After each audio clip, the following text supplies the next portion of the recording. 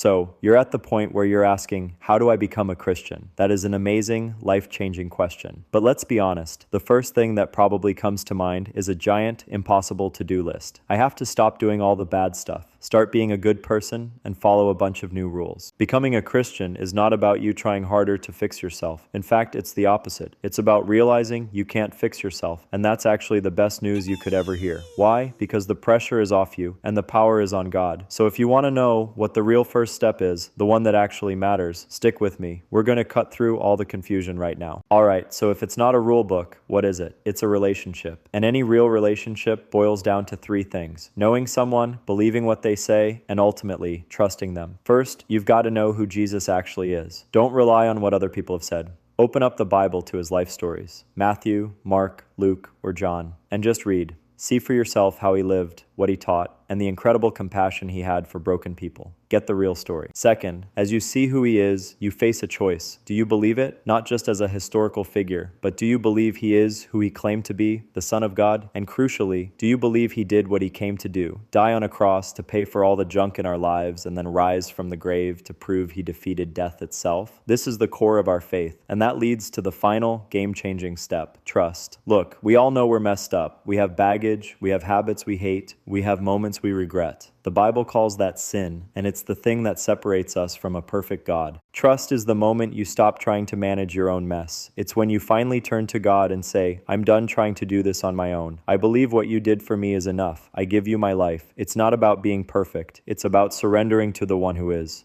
That's it.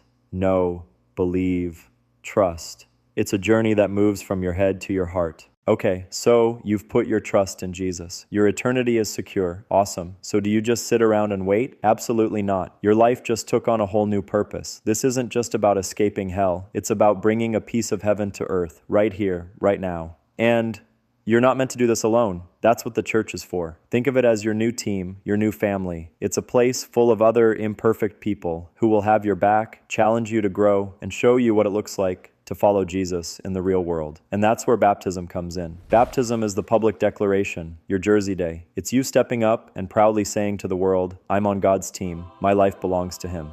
Your new mission isn't to be a soldier in an army. It's to be a beacon of hope. You've been given the greatest gift in the universe, and now you get to share it, reflect it, and show the world the same love that saved you. And that is a purpose worth getting excited about. So, as you're listening to this, maybe something is clicking in your heart. You're hearing about knowing, believing, and trusting, and you're thinking, yes, I want that. I'm ready for that. But you might be wondering, how do I do it? Is there a magic prayer? Are there specific words I have to say? The amazing truth is, it's not about a magic formula. It's about the sincerity of your heart. But sometimes it helps to have words to guide that sincerity.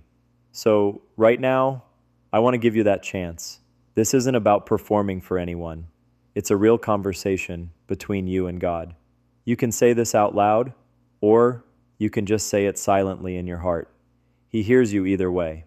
Dear God, I admit that I've been trying to do life on my own, and I've made a mess of things. I recognize that this is called sin, and it has separated me from you. But right now, I believe what you've shown me about Jesus. I believe he is your son, and that he died on the cross for my sins and rose from the grave. I'm done trying to earn my way to you. I put my trust in you alone to save me. I surrender my life, my past, my future, everything to you. Please forgive me, change me, and make me the person you created me to be. In Jesus' name, amen. If you just prayed that prayer and you meant it in your heart, welcome to the family. The Bible says that at this very moment, your past has been forgiven, your future is secure, and you are a new creation in God's eyes. Angels in heaven are celebrating you right now. Take a second and let that sink in. It's the most important moment of your life.